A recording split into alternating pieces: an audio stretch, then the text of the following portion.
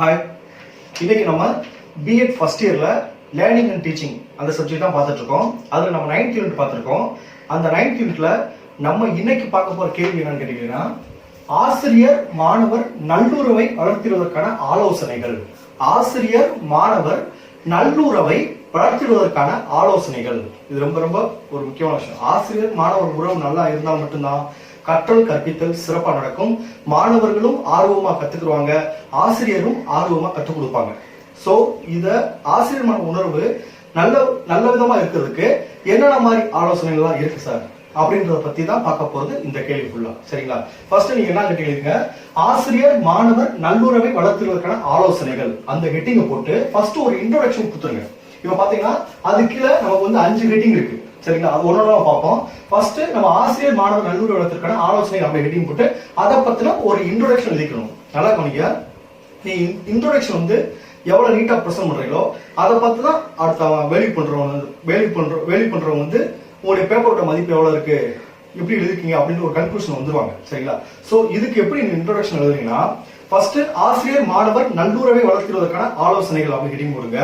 அதுக்கு கீழே தாம்சன் ஒரு அறிஞர், தாம்சன் 1988 அப்ப தாம்சன் போட்டு பிராக்கெட்ல 1988 1988 போட்டு அதுக்கு கீழே நீங்க எழுதுறீங்க. என்ன எழுதுறீங்க, வகுப்பறையில் கற்றலுக்கான சாதகமான சூழ்நிலையை ஏற்படுத்த முயலும் ஆசிரியருக்கு, பாருங்க, வகுப்பறையில் வந்து கற்றலுக்கான சாதகமான சூழ்நிலையை, அதாவது அட்மாஸ்பியர் நீட்டா கொண்டு வரணும், நல்லா ஆர்வமா கொண்டு வரணும்னா ஆசிரியர் என்ன செய்யணும்னா, கவனிங்க, வகுப்பறையில் கற்றலுக்கான சாதகமான சூழ்நிலையை ஏற்படுத்த முயலும் ஆசிரியருக்கு சிறந்த ஆயுதம் என்ன சார் இருக்கணும்? சிறந்த ஆயுதம் கேட்டா அவர் மாணவர்களோடு கொண்டுள்ள நெருக்கமான உறவே ஆகும். மாணவர்களோடு கொண்டுள்ள நெருக்கமான உறவே ஆகும். அப்படி இருந்தா மாணவர்களுக்கான ஆசிரியருக்கான நெருக்கமான உறவு இருந்தா மட்டும்தான் அந்த கற்றல் கற்பித்தல் சிறப்பாக நடைபெறும் அப்படின்ட்டு இந்த தாம்சன் 1988 சொல்லியிருக்காரு. இதை ஃபர்ஸ்ட் எழுதிக்கீங்க. பாருங்க, வகுப்பறையில் கற்றலுக்கான சாதகமான சூழ்நிலையை ஏற்படுத்த முயலும் ஆசிரியருக்கு சிறந்த ஆயுதம் அவர் மாணவர்களோடு கொண்டுள்ள நெருக்கமான உறவே ஆகும் அப்படின்னு தாம்சன் சொல்றாரு. இந்த வீடியோ நீங்க கிரிட்டாக போதும், ஈஸியா இந்த கேள்வி எழுதிடலாம். சரிங்களா?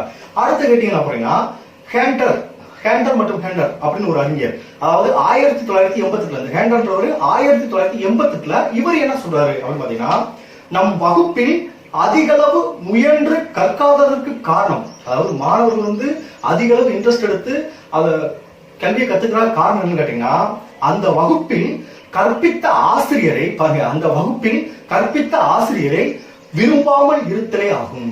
அந்த ஆசிரியர் பிடிக்காம இருக்கிறதுனாலதான் மாணவன் வந்து அந்த சப்ஜெக்ட்ல அந்த கற்றலை வந்து ரொம்ப ஆர்வமா பண்ணாம இருக்கான் அப்படின்னு சொல்றாரு. அதாவது நாம் வகுப்பில் அதிக அளவு முயன்று கற்காததற்கு காரணம் அந்த வகுப்பில் கற்பித்த ஆசிரியரை விரும்பாமல் இருத்தலே ஆகும் அப்படின்னு யார் கூறாங்க? அந்த ஹேண்டர்ன்றவர் 1988 கூறுகிறார். சோ இதுல இருந்து நமக்கு என்ன தெரியுது, இது ஆசிரியர் தனது மாணவர்களோடு நேர்மறை உணர்வை ஏற்படுத்திக் கொள்ள வேண்டியதன் அவசியத்தை நமக்கு உணர்த்துகிறது. அப்ப இதுல இருந்து நமக்கு என்ன தெரியுது, ஆசிரியர் வந்து மாணவர்களோடு ஒரு நேர்மறையான பழக்கத்தை ஏற்படுத்திட்டால் மட்டும்தான் முடியும் அப்படின்ற விஷயம் நமக்கு இது தெரியுது. அதாவது 1988 ஹேண்டர் சொல்றாரு, நாம் வகுப்பில் அதிக அளவு முயன்று கற்காததற்கு காரணம் அந்த வகுப்பில் கற்பித்த ஆசிரியரை விரும்பாமல் இருத்தலே ஆகும். சோ என்ன செய்யணும், ஆசிரியர் மாணவர்களோடு நேர்மறையான உறவை ஏற்படுத்திக் கொள்ள வேண்டிய அவசியத்தை இது நமக்கு உணர்த்துகிறது. இந்த ஹெட்டிங் கொடுங்க. அடுத்து பாருங்க, ஹோன்றவர் 1996 ஹோன்ற ஒரு அறிஞர் வந்து 1996 அவர் என்ன சொல்றாருன்னா, குழந்தைகள் நமது வாழ்வில் எதிர்ப்படும் முக்கிய நபர்கள் தம்மை மதித்து நடந்தால், பாருங்க, ஒரு மாணவர்கள் வந்து அவங்க மதிக்கிற ஒரு ஆளு அந்த மாணவர்களை மதித்து நடந்தால் அந்த குழந்தை வந்து அந்த ஸ்டூடெண்ட் வந்து பிறரை மதிக்கும் வாய்ப்பு ஏற்படுகிறது. அதாவது மாணவர் வந்து ஆசிரியர் ஒரு மரியாதை வச்சுக்காங்க, ஒரு முக்கியமான நபரை நினைக்கிறாங்க. சோ அந்த ஆசிரியர் வந்து மாணவர்களை மதித்து நடக்கும் போதுதான் அந்த மாணவர்கள் பிறரை மதிக்க நடக்கிறதுக்கு வாய்ப்பு கிடைக்கும் அப்படின்னு சொல்றாங்க. அது சொல்றாங்க பாருங்க, இது யார் சொல்றாங்கன்னா, ஹோன்றவர் 1996. அதாவது குழந்தைகள் தமது வாழ்வில் எதிர்ப்படும் முக்கிய நபர்கள் தம்மை மதித்து நடந்தால் அவர்கள் பிறரை மதித்து நடக்கும் வாய்ப்பு அதிகம் அப்படின்னு சொல்றாரு. சரிங்களா? அதுக்கு பாருங்க, மார்சனோ அப்படின்றவர் மார்ச்சனோ அப்படின்றவரு 2003 இப்ப பாருங்க, ஒவ்வொரு ஆதாரம் போட்டு நீங்க எழுதுறப்பையும் இதை பார்த்தவனையும் வேலைப்படுறவங்களுக்கு சரி ரைட்டு ஏதோ நல்லா புக் பண்ணிருக்கா, நல்லா எழுதிருக்கா அப்படின்ற ஒரு ஐடியா வந்துருவாங்க, ஈஸியா வெளியே பண்ணிட்டு போயிருவாங்க. அது பாருங்க, மார்ஷனோ என்பவர் 2003 அவர் என்ன சொல்லியிருக்காருன்னா, ஆசிரியர் மாணவர் நல்லுறவு இல்லையெனில், பாருங்க, ஆசிரியர் மாணவருக்கு வந்து நல்லுறவு இல்லையெனில் வகுப்பறை விதிகளையும் நடைமுறைகளையும் அவற்றை மீறுவதால் ஏற்படும் பின்விளைவுகளையும் மாணவர்கள் ஒரு சேர எதிர்த்திடுவர். ஆசிரியர் மாணவருக்கு வந்து உறவு நல்லா இல்லைன்னா நம்ம எந்த கட்டுப்பாடுகளும் எந்த விதிகளையும் கொடுத்தாலும் அதற்கு தன்மை கொடுத்தாலும் மாணவர்கள் அதை எதிர்த்து தான் நடப்பாங்க அப்படின்னு சொல்ல வர்றது. அது மாதிரி ஆசிரியர் மாணவர் நல்லுறவு இல்லையெனில் வகுப்பறை விதிகளையும் நடைமுறைகளையும் அவற்றை மீறுவதால் ஏற்படும் பின்விளைவுகளையும் மாணவர்கள் ஒரு சேர எதிர்த்திடுவர். எல்லா மாணவர்களும் சேர்ந்து எதிர்த்துருவாங்க அப்படின்னு சொல்றாரு மார்ஷனோ சொல்றாரு. 2003 சொல்றாரு. அடுத்து பாருங்க, செம் மற்றும் ஹோட்லர் அப்படின்றவரு 1993 இவர் என்ன சொல்றாங்க, மாணவர்கள் தம்மை மதித்து முக்கியத்துவம் அளித்து விடுவதாக உணரும் வகையில், பாருங்க, மாணவர்கள் தம்மை வந்து ஒரு ஆசிரியர் நினைக்கணும், மாணவர்கள் தம்மை மதித்து முக்கியத்துவம் அளித்திடுவதாக உணரும் வரையில் அவர்கள் நம்மை ஒருபோதும் நம்பவோ நம்மிடம் ஒளிவு மறையின்றி அனைத்தையும் கூறிடவோ தயாராக இருப்பதில்லை. மாணவர்கள் வந்து ஒரு ஆசிரியரை மதித்தால் மட்டும்தான், மதித்து அந்த ஆசிரியருக்கு முக்கியத்துவம் அளித்தால் மட்டும்தான் அந்த மாணவர்கள் வந்து அந்த அப்படி மதிக்கலைனா, மதித்தால் மட்டும்தான் எல்லாத்தையும் ஒளிவு மறைன்னு சொல்லுவாங்க. அப்படி மதிக்கலைனா நம்மிடம் ஒளிவு மறையின்றி அனைத்தையும் கூறிடவோ தயாராக இருப்பதில்லை. அப்படி யார் சொல்றாரு கேட்டீங்கன்னா, சம் மற்றும் ஹோட்டல் 1983 சொல்றாரு. சோ இதை பத்தி இந்த ஆசிரியர் மாணவர் நல்லுறவு வாசல்கள் இதை பத்தி ஒரு இன்ட்ரோடக்ஷன் இதை கொடுத்த பிறகுதான் அடுத்து நீங்க கேள்வி போறீங்க. அது முதல்ல கேட்டீங்க பாருங்க, அனைத்து மாணவர்களிடம் எதிர்பார்க்கப்படும் உயர் நடத்தை மற்றும் கல்வி தேர்ச்சி குறித்து தெளிவுபட தெரிவித்தல். பாருங்க, அனைத்து மாணவர்களிடம் எதிர்பார்க்கப்படும் உயர் நடத்தை மற்றும் கல்வி தேர்ச்சி குறித்து தெளிவுபட தெரிவித்தல். அதான சார் உயர் நடத்தை, மாணவர்களுக்கு நல்ல விஷயம் உயர் நடத்தைகள் இருந்துச்சுன்னா அதை வந்து பள்ளிக்கு எல்லாத்துக்கும் தெரியப்படுத்தணும். அப்படி தெரியப்படுத்துறப்ப மாணவன் வந்து தன்னுடைய சுயமதிப்பை அவனால் உயர்த்திக்கிட்டு கற்றல் நீ அதிக தேர்ச்சி அடைவான் அப்படின்னு சொல்றாங்க. காலேஜ் மட்டும் தெரியாம பெற்றோருக்கும் தெரியப்படுத்தணும் அப்படின்றத விஷயம் சொல்றாங்க. சரி, இதுல என்ன எழுதுறீங்கன்னா, இந்த ஹெட்டிங் போட்டு கீழே முதல் பாட்டு வகுப்பறை செயல்களில் அனைத்தும் மாணவர்களுக்கு பங்கேற்க வாய்ப்பளித்தல். வகுப்பறை செயல்கள் வந்து மாணவர்கள் அனைவருக்கும் பங்கேற்க வாய்ப்பு கொடுக்கணும். ஒரு குறிப்பிட்ட நீ நல்லா பண்ண மாட்டேன், நல்லா பண்ணுவா அப்படின்னு சொல்லி ஒதுக்கக்கூடாது. வகுப்பறை செயல்களில் அனைத்து மாணவர்களும் பங்கேற்க சம வாய்ப்பு கொடுக்கணும் அப்படின்னு சொல்றாங்க. ரெண்டாவது என்ன சொன்னாங்க, ஒரு மாணவனிடம் கேள்வி கேட்டவன், ஒரு மாணவன் வந்து கேள்வி கேட்கிறோம், கேள்வி கேட்ட பிறகு அவன் எந்திரிச்சு ஒரு கொஸ்டின் கேட்டவங்க அவன் உடனே சொல்ல டக்குன்னு உட்கார்ந்து சொல்லக்கூடாது, உடனே இன்னொரு மாணவனை நீ சொல்லக்கூடாது, அவனுக்கு வந்து ஒரு குறிப்பிட்ட கால அவகாசம் தர வேண்டும் அப்படின்னு சொல்றாங்க. என்ன சொல்றாங்க, ஒரு மாணவிடம் கேள்வி கேட்ட பின் அவருக்கு பதிலாக, அதாவது அவரது பதிலளிக்க காத்திருக்கும் நேரத்தை அதிகப்படுத்தும் சொல்றாங்க. பொதுவாக அந்த காத்திருப்பு நேரம் வந்து 10 வினாடிகள் வரை இருக்கலாம்னு சொல்றாங்க. நம்ம ஒரு மாணவன் எழுப்புறோம், கொஸ்டின் கேட்கிறோம், அவன் சொல்லணும், இன்னொரு மாணவன் டக்கு எழுப்பி விட்டுறோம், அவனுக்கு வந்து ஒரு 10 வினாடிகளாவது டைம் கொடுக்கணும் அப்படின்னு சொல்றாங்க. மூணாவது என்ன சொல்றாங்க கேட்டீங்கன்னா, வினாவிற்கு பதிலளிக்க, அதாவது வினாவிற்கு பதிலளிக்க திணறும் மாணவர்களுக்கு ஆசிரியர் பதில் தொடர்பான சில குறிப்புகளை அளித்து உதவிடலாம். ஒரு கேள்வி கேட்கிறோம், அவனால சொல்ல முடியும்னா அந்த சொல்றதுக்கான ஒரு கிங்ஸ் வந்து அவனுக்கு கொடுத்தனா அவனை சொல்ல வைக்கலாம். அதான் மூணாவது சொல்றாங்க, வினாவிற்கு பதில் உரைக்க மாணவர்கள் திணறும் போது ஆசிரியர் பதில் தொடர்பான சிறு குறிப்புகளை அளித்திடலாம் அப்படின்னு சொல்றாங்க. நாலாவது சொல்றாங்க, அதே பண்ண சொல்றாங்க, வினாவிற்கு பதிலளிக்க மாணவர்கள் திணறும் போது ஆசிரியர் நன்கு முயற்சி செய், உன்னால் முடியும் என்று அவனை ஊக்கப்படுத்த வேண்டும். நீ சொல்லிடலாம், நல்லா யோசிச்சு பாரு, சொல்லிடுவ அப்படின்னு சொல்லி அவன்கிட்ட சொல்றப்ப அவன் திங்க் பண்ணி சொல்றதுக்கான வாய்ப்பு இருக்கு. இல்லைன்னா நம்மகிட்ட எதிர்பார்க்கிறாரு அப்படின்றது ஆரம்பித்தாலேயும் அடுத்த கிளாஸ்ல அவன் ரெடி பண்றதுக்கு வாய்ப்பு இருக்கு. அடுத்த என்ன சொல்றாங்க, மூணாவது சொல்றாங்க, வினாவிற்கு பதில் உரைக்க மாணவர் திணறும் போது ஆசிரியர்கள் பதில் தொடர்பான சில ஹிண்ட்ஸ் சொல்றாங்க. அதே மாதிரி ஆசிரியர் நீ நன்கு முயற்சி செய், உன்னால் முடியும் என்று அவன் ஊக்கப்படுத்த வேண்டும் அப்படின்னு சொல்றாங்க. சோ இதுதான் என்னன்னா, அனைத்து மாணவர்களையும் எதிர்பார்க்கப்படும் உயர் நடத்தை, இந்த அனைத்து மாணவர்களும் சரிசமம் நடத்தணும், அனைத்து மாணவர்களுக்கும் இந்த மாதிரி சில ஆலோசனைகள் ஃபாலோ பண்றப்ப மாணவர்கள் கற்றல் தேர்ச்சி அடைன்னு சொல்றாங்க. சரி, அடுத்த நீங்க பாருங்க, மாணவர்களை ஆக்கப்பூர்வமான வழியில் திருத்துதல். பாருங்க, மாணவர்களை ஆக்கப்பூர்வமான வழியில் திருத்துதல் ரொம்ப ரொம்ப முக்கியம். ஸ்கூலுக்கு போறப்ப கண்டிப்பா சேட்டை பண்ற ஸ்டூடெண்ட் நிறைய இருப்பான். சரியா, அவன் எப்படி திருத்தணும் கேட்டீங்கன்னா, ஃபர்ஸ்ட் இந்த கெட்டிங் போட்டு ஒரு சின்ன பாரம் வசூலிங்க. என்ன எழுதுறீங்கன்னா, பொதுவாக மாணவர்களின் நடத்தையை திருத்திட முயற்சிக்கும் போது, பாருங்க, பொதுவாக மாணவர்களின் நடத்தையை திருத்த முயற்சிக்கும் போது அவர்களது எதிர்வினை பெரும்பாலும் ஆசிரியர் திருத்துவதற்கான கையாண்டிடும் முறையை பொறுத்து அமைகிறது. அவனை திருத்துறதுக்கு நம்ம கொடுக்கிற தண்டனை அந்த தண்டனை எந்த மாதிரி இருக்கணும் அதை பொறுத்து தான் அந்த ஸ்டூடெண்ட் அவனுடைய தவறை திருத்திக்கிடுவான். சரிங்களா? அப்ப அந்த தண்டனை எப்படி இருக்கணும்? அவனுடைய சுயமரியாதையும் கண்ணியத்தையும் பாதுகாக்கும் வகையில் ஆசிரியர் திருத்தும் முறையை முயற்சித்தல். அவனுடைய சுயமரியாதைக்கும் கண்ணியமும் பாதுகாக்கப்படும் வகையில தான் சில தண்டனைகளை கொடுத்து அவனை திருத்தணும். தவிர அதுக்கு ஆப்போசிட்டா நம்ம ஆசிரியர் பண்ணும்போது அந்த மாணவர்கள் தவறை திருத்திக்க மாட்டான், அந்த தவறை மேலும் மேலும் அதிகப்படுத்திக்கிட்டு தான் இருப்பான் அப்படின்னு ஃபர்ஸ்ட் ஒரு பிரச்சனை எழுதிக்கிறீங்க. சரிங்களா? அதுக்கு கீழே என்னென்ன பாயிண்ட்? 1, நடத்தையை மீள் நோக்குதல். அதாவது அவன் என்ன தவறு செஞ்சா, எதுக்காக செஞ்சா, அவனுடைய அந்த சூழ்நிலை என்ன, அதை ரிவ்யூ பண்ணணும். சரி, அதான் முதல் பாயிண்ட். நடத்தையை மேல் நோக்குதல் அப்படின்னு சொல்றாங்க. சரி, நடத்தையை மீள் நோக்குதல் அப்படின்னு சொல்றாங்க. ரெண்டாவது பாயிண்ட் சொல்றாங்கன்னா மாணவர்களது உணர்வுகளை புரிந்து கொள்ளுதல். எதனால தவறு செஞ்சா, என்ன காரணத்துக்காக செஞ்சா, அவனுடைய உணர்வுகளை புரிந்து கொள்ளுதல், அதுக்கேற்ற மாதிரி பின்னூட்டம் கொடுத்து அவனை சரி பண்ணணும். அதான் மாணவர்களது உணர்வுகளை புரிந்து கொள்ளுதல் அப்படின்னு சொல்றாங்க. மூணாவது சொல்றாங்க மாற்று வழி செயல்களை சிந்தித்தல். இவனை திருத்த வேற என்ன செய்யலாம், எப்படி அவனை மாத்தலாம் அப்படின்னு மாற்று வழிகளை செயல்களை சிந்திக்க வேண்டும் அப்படின்னு சொல்றாங்க. நாலாவது பாயிண்ட் என்ன சொன்னா குறிப்பிட்ட சூழலை கையாண்டிடும் வழிமுறைகளை விளக்குதல். இந்த மாதிரி பிரச்சனை வரப்ப ஸ்டூடெண்ட் அதை எப்படி ஹேண்டில் பண்ணணும் அப்படின்ற சில சொல்யூஷன்ல ஆசிரியர் சொல்லணும். இந்த பிரச்சனை இப்படித்தானே கையாளணும், இப்படி பண்ணக்கூடாது அப்படின்னு சொல்லி சில குறிப்பிட்ட சூழல்களை கையாண்டிடும் வழிமுறைகளை விளக்குதல் ஆசிரியர் மாணவர்களுக்கு விளக்குன்னு சொல்றாங்க. அஞ்சாவது சொன்னா அனைத்து மாணவர்களும் ஒரே மாதிரியாக நடத்தப்படுவதை மாணவருக்கு உணர்த்துதல். எல்லா மாணவர்களும் சமம் தான், எல்லா மாணவர்களும் ஒரே சமம். சிலர் சொல்லுவாங்க சார் பாஷத்தை பார்க்குற சில சூழல் அவங்களுக்கு சுத்தரவு அப்படி வார்த்தை வராத மாதிரி நம்ம ஆசிரியர் பார்த்துக்கலாம். அது அனைத்து மாணவர்களும் ஒரே மாதிரியான நடத்தையை மாணவர்களுக்கு உணர்த்துதல். சரி, நடத்தப்படுவதை மாணவர்களுக்கு உணர்த்துதல் அப்படின்னு சொல்றாங்க. ஆறாவது என்ன சொல்றாங்க கேட்டீங்கன்னா, அஞ்சாவது என்ன சொன்னா அனைத்து மாணவர்களும் ஒரே மாதிரி நடத்தப்படுவது சொல்லிட்டேன். அந்த ஆறாவது என்ன சொன்னா அர்த்தமுள்ள பின் விளைவுகளை உடனடியாக செயல்படுத்துதல். பாருங்க, அர்த்தமுள்ள பின் விளைவை உடனடியாக செயல்படுத்து. பின் விளைவுன்றது தண்டனை.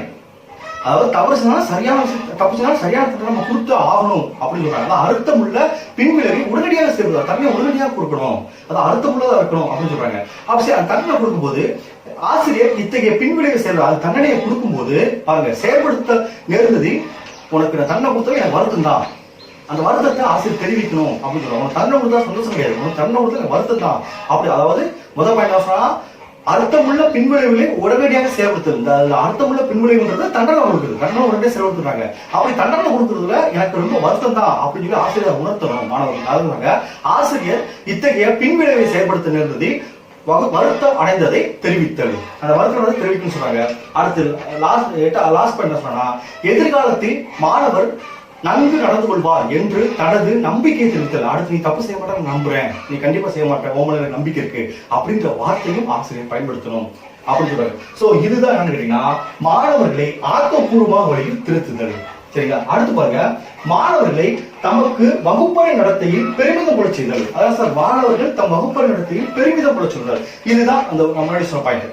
அதாவது அவனுடைய திறமைகளை பள்ளிகளுக்கும் தெரிவிக்கணும், அவன் பெற்றோருக்கும் தெரிவிக்கிறப்ப தன்னை பற்றின ஒரு சுயமதிப்பு உருவாகும் அப்படின்னு சொல்றாங்க. அதனால மாணவர்களை தமது வகுப்பறை நடத்தையில் பெருமிதம் கொள்ள செய்தல். அது என்ன சார் பெருமிதம் கொள்ள செய்தல்? ஒரு 5 பாயிண்ட் சொல்றாங்க. ஒண்ணு என்னச்சுன்னா மாணவர்கள் விளையாட்டில் பங்கு பெற தூண்டுதல். அத மாணவர்கள் விளையாட்டுல பங்கு பெற தூண்டணும். சரிங்களா?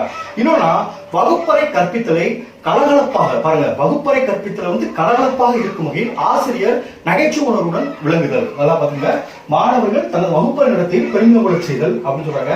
இப்ப மூணாவது பாயிண்ட் சொல்லியிருக்கோம் வகுப்பறை.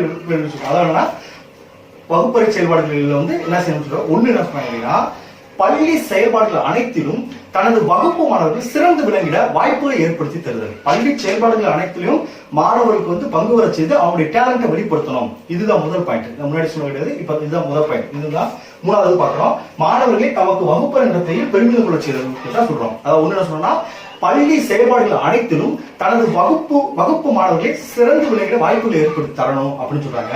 இரண்டாவது என்ன சொன்னாங்க, மாணவர்களின் பெருமிதத்தை அவர்கள் பெற்றோர்களோடு பகிர்ந்து கொள்ள செய்தல். அவன் எப்படி சிறப்பா செயல்படுறான் அப்படின்றத அவனுடைய பெற்றோர்கிட்டையும் தெரிவிக்கணும் அப்படின்னு சொல்றாங்க.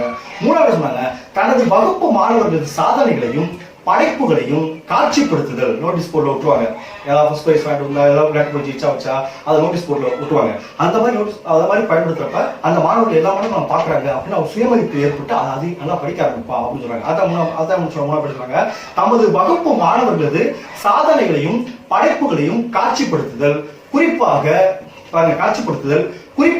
குறைந்த கல்வி அளவுடைய மாணவர்களது விளையாட்டு சாதனைகள். அதாவது படிப்புல சுமாரா இருப்பான், ஆனா விளையாட்டுல ஸ்போர்ட்ஸ்ல சூப்பரா இருப்பான். அதாவது குறிப்பாக குறைந்த கல்வி அளவுடைய மாணவர்களது விளையாட்டு சாதனைகள், பாருங்க, விளையாட்டு சாதனைகள், கலைத்திறன் தொடர்பான சாதனை போட்டிகள், கலைத்திறன் தொடர்பான சாதனைகள், வெற்றி பெற்ற பரிசுகள் வாங்கியது போன்ற விவரங்களை பள்ளியின் அறிவிப்பு பலகையில் இடம்பெற்ற நோட்டீஸ் போர்டு இடம்பெற்றப்ப அந்த மாணவர்களுக்கு சிறப்பாக இருக்குன்னு சொல்றாங்க. இது ரெண்டாவது பேர் சொல்றாங்க. அடுத்த என்ன சொல்றேன்னா, மாணவர்களது நடத்தையில் திருத்திடும் போது அவர்களை பாராட்டி பின்னூட்டம் அளித்தல். பாருங்க, மாணவர்களது நடத்தையில் திருப்தி அடையும் போது, மாணவர்கள் நடத்தையில் வந்து கரெக்டா இருக்கா அப்படின்னு திருப்தி அடையும் போது அவனை பாராட்ட ஆசிரியர் தவறக்கூடாது அப்படின்னு சொல்றாங்க. மாணவர்கள் நடத்தையில் திருப்தி அடையும் போது அவர்களை பாராட்டி பின்னூட்டம் அளித்தல், அவனை மேலும் ஊக்கப்படுத்தணும் அப்படின்னு சொல்றாங்க. அடுத்து என்ன சொல்றாங்க, வகுப்பின் ஒட்டுமொத்த சாதனையை பள்ளியில் அனைவருக்கும் தெரியப்படுத்தணும். பாருங்க, வகுப்பின் ஒட்டுமொத்த சாதனை வந்து பள்ளியில் அனைவருக்கும் தெரியப்படுத்தணும். என்னென்ன சாதனை சொல்லலாம், இப்ப தேர்வில் உயர் மதிப்பெண் பெற்றவர்கள், நேர்மையுடன் நடந்ததுக்கான பரிசு, பொது தொண்டில் ஈடுபடுவதற்கான பரிசு, இதெல்லாம் என்ன சொன்னா அவங்க பெற்றோர்களுக்கும் தெரிவிக்கணும், பள்ளியில் உள்ள அனைவருக்கும் தெரிவிக்கணும் அப்படின்னு சொல்ல வராங்க. சோ இதுதான் என்ன கேட்டீங்கன்னா, மாணவர்கள் தமது வகுப்பறை நடத்தையில் பெருமிதம் கொள்ள செய்தல் அப்படின்னு சொல்றாங்க. நாலாவது பாருங்க, மாணவர்களிடம் ஆசிரியர் தமக்குள்ள அக்கறையை வெளிப்படுத்தல். பாருங்க, மாணவர்களிடம் ஆசிரியர் தனக்குள்ள அக்கறையை வெளிப்படுத்துதல். எப்படி சார் தன்னுடைய அக்கறையை வெளிப்படுத்த முடியும்? ஒண்ணுனா, மாணவர்களது குடும்ப பின்னணி அறிய ஆசிரியர் ஆர்வம் காட்டுதல். ஒரு மாணவன் வந்து அவனுடைய ஃபேமிலி எப்படி, என்ன வேலை பார்க்கறாங்க, எத்தனை பேர் இருக்காங்க, எப்படி இருக்கு அப்படின்றத தெரிஞ்சுக்கிறது ஆர்வம் காட்டணும். அப்படி காட்டுறப்ப மாணவர்கள் வந்து நம்ம உங்களை அக்கறையா இருக்கு, ஆசிரியர் அக்கறையா இருக்காரு அப்படின்றத உணர்வோம். அத மாணவர்களது குடும்ப பின்னணியை அறிய ஆசிரியர் ஆர்வம் காட்டணும். ஒண்ணு. ரெண்டாவது சொன்னா, மாணவர்கள் வகுப்பறையில் நுழையும் போது பாருங்க, அதாவது மாணவர்கள் வகுப்பறையில் நுழையும் போது இன்முகத்துடன் வரவேற்றல். ஆசிரியர் வந்து மாணவர்கள் புன்னையுடன் வரவேற்கணும். கடலுப்பா வச்சுட்டு உள்ளவங்க எனக்கு எரிச்சாயிரும். அது என்ன பண்ணுறாங்க, மாணவர்கள் வகுப்பறையில் நுழையும் போது இன்முகத்துடன் வரவேற்றல் அப்படின்னு சொல்றாங்க. மூணாவது என்ன சொன்னா, மாணவர்கள் எழுச்சிமிக்க உணர்வுகளை வெளிப்படுத்தும் போது அவற்றை ஆசிரியர் கவனித்து அதற்கான காரணங்களை அறிதல். அதாவது கோபப்படுறா, ஏதாவது இமோஷனல் ஆகுறா, எதனால அப்படி ஆகுறா அப்படின்னு அந்த காரணங்களை கவனித்து அதற்கான காரணங்களை ஆசிரியர் கண்டறியணும் அப்படின்னு சொல்றாங்க. மாணவர்கள் எழுச்சிமிக்க உணர்வுகளை வெளிப்படுத்தும் போது அவற்றை ஆசிரியர் கவனித்து அதற்கான காரணங்களை அறிதல் அப்படின்னு சொல்றாங்க. நாலாவது என்ன சொன்னா, மாணவர்கள் கூறுவதை கவனமாக கேட்டறிதல். மாணவர்கள் என்ன சொன்னா நம்ம கவனமா கேட்கணும், நம்ம சொல்றதை சார் கேட்க மாட்டாங்க அப்படின்னு உணர்வு வரக்கூடாது. அதாவது மாணவர்கள் கூறுவதை கவனமாக கேட்டறிதல் அப்படின்னு சொல்றாங்க. அடுத்து லாஸ்ட் பாயிண்ட் என்ன சொன்னாங்கன்னா, மாணவர்கள் உணர்வுகளை புரிந்து கொண்டு பரிவுடன் செயல்படுதல். மாணவர்கள் உணர்வுகளை புரிந்து கொண்டு பரிவுடன் அன்பாக செயல்படணும் அப்படின்னு சொல்லி ஆசிரியர் சொல்றாங்க. சோ இதுதான் என்னன்னு கேட்டீங்கன்னா, மாணவர்களிடம் ஆசிரியர் தமக்குள்ள அக்கறையை வெளிப்படுத்துது. இந்த வழியிலாம் மூலம் தான் அக்கறை, அதாவது ஒரு மாணவனுடைய குடும்ப பின்னணியை பற்றி தெரிஞ்சுக்கணும் ஒண்ணு சொல்றாங்க. அடுத்து மாணவர்கள் வகுப்பறை நுழையும் போது இன்முகத்துடன் வரவேற்கணும் அப்படின்னு சொல்றாங்க. அடுத்து மாணவர்கள் எழுச்சிமிக்க உணர்ச்சிகளை வெளிப்படுத்தும் போது அதற்கான காரணங்களை ஆசிரியர் கண்டறிந்து அதை சரி பண்ணணும் அப்படின்னு சொல்றாங்க. அடுத்து மாணவர்கள் கூறுதலை ஆசிரியர் கேட்கணும் அப்படின்னு சொல்றாங்க. அடுத்து மாணவர்கள் உணர்வுகளை புரிந்து அவர்களிடம் பரிவுடன் நடந்து கொள்ள வேண்டும், அன்புடன் நடந்து கொள்ள வேண்டும் சொல்றாங்க. அது கடைசி பாயிண்ட், மாணவர்களிடம் ஏற்படும் விரக்தி மற்றும் மன அழுத்தத்தை குறைத்தல். முக்கியமானது, மாணவர்களிடம் ஏற்படும் விரக்தி மற்றும் மன அழுத்தத்தை குறைத்திட மற்றும் தடுத்திட ஆசிரியர், மாணவர்களுக்கு அந்த மன இறுக்கத்தை அதெல்லாம் தடுத்திட ஆசிரியர் என்னென்ன செய்யணும், ஒரு 5 விஷயம் செய்யணும் சொல்றாங்க. ஒண்ணு என்னன்னு கேட்டீங்கன்னா, மாணவர்களை விளையாட்டை பங்கு பெற செய்தல். மாணவர்கள் விளையாட்டுல பங்கு பெறச்சுன்னா அந்த டென்ஷன் குறையும், அந்த மன இருக்கும் குறையும். அது விளையாட்டுல பங்கு பெற செய்யணும் அப்படின்னு சொல்றாங்க. ரெண்டாவது சொன்னா, பள்ளி விளையாட்டு மைதானத்தில் மாணவர்களோடு ஆசிரியரும் காலால் நடந்து செல்வது. மாணவர்கள் பேசிட்டவும் அந்த கிரௌண்ட் இருக்கணும் அப்படின்னு சொல்றாங்க. அப்படி இருந்தா விளையாட்டு இருந்தா மனநிலை தெரிஞ்சுக்கலாம் அப்படின்னு என்ன சொன்னாங்க, பள்ளி விளையாட்டு மைதானத்தில் மாணவர்களோடு காலால் நடந்து போதல் அப்படின்னு சொல்றாங்க. நாலாவது பாயிண்ட் என்ன சொல்றாங்க கேட்டீங்கன்னா, நகைச்சுவை புத்தகங்களை படிக்க செய்தல். நகைச்சுவை புத்தகங்கள் வந்து மாணவர் படிக்க செய்யலாம். அடுத்து லாஸ்ட் நல்ல இசையை கேட்க செய்தல், சொல்லலாம். அப்புறம் அது போக அவங்க மன இறுக்கத்தை குறைக்கிறதுக்கு ஆசிரியர் வகுப்பறை கற்பித்தலை கலகலப்பாக, பாருங்க, ஆசிரியர் வகுப்பறை கற்பித்தலை கலகலப்பாக இருக்க வைக்கும் வகையில் ஆசிரியர் நகைச்சுவை உணர்வுடன் நடந்து கொள்ள வேண்டும் அப்படின்னு சொல்றாங்க. சோ இப்படிலாம் இருந்தா மாணவர்களுடைய மன இறுக்கத்தை மன இறுக்கத்தை போக்கலாம் அப்படின்னு.